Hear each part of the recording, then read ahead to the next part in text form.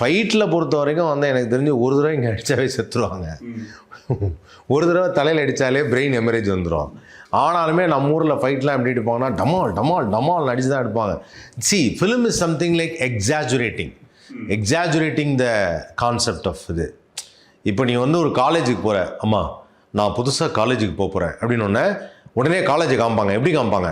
இப்படி காமிப்பாங்க காலேஜை. அப்படியே எல்லா ஸ்டூடெண்ட்ஸ் வந்து போயிட்டு இருப்பாங்க. வாழ்க்கையில் என்னைக்காவது உன் காலேஜ் அங்கே போய் பார்த்துருக்கியா? இதுக்கு பேர் என்ன லாஜிக் மிஸ்டேக்கா? இது எக்ஸாஜுரேட்டிங். புரியுதா உங்களுக்கு? இதுக்கு பெரிய எக்ஸாஜுரேட்டிங்.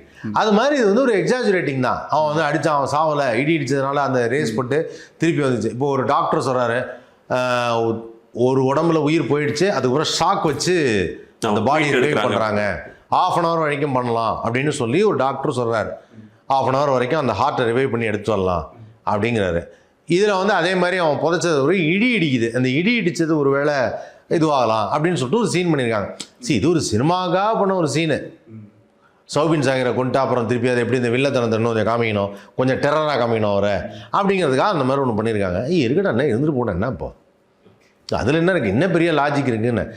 அதாவது இதில் வந்து பாயாசத்தில் நீங்கள் ஏன் சார் வந்து முந்திரி பருப்பு போடாமல் அதில் வந்து நீங்கள் பாதாம் பருப்பு போட்டீங்க அப்படின்னு கேட்குறத விட, பாதாம் பருப்பு போட்ட பாயாசம் நல்லா இருக்கான்னு பாருங்கள், அவ்வளோதான். குடிச்சு பாருங்கள், அவ்வளோதான்.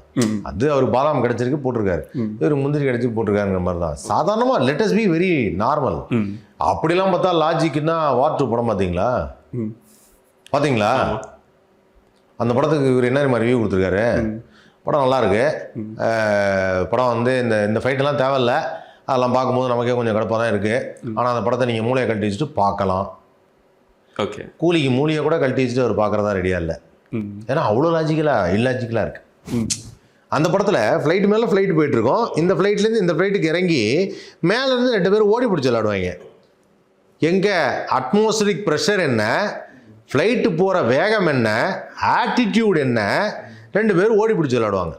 இங்கேருந்து இங்கே. அது லாஜிக்கலோட வந்து தான். What a logic. அங்கெல்லாம் யாரும் சொல்லலை லாஜிக்கை. வார் 2க்கெல்லாம் சொல்லலை, கூலியில் லாஜிக் கண்டுபிடிச்சிட்டாங்க. ரஜினி சார் படத்துக்கு என்ன பெரிய logic? It's always a magic.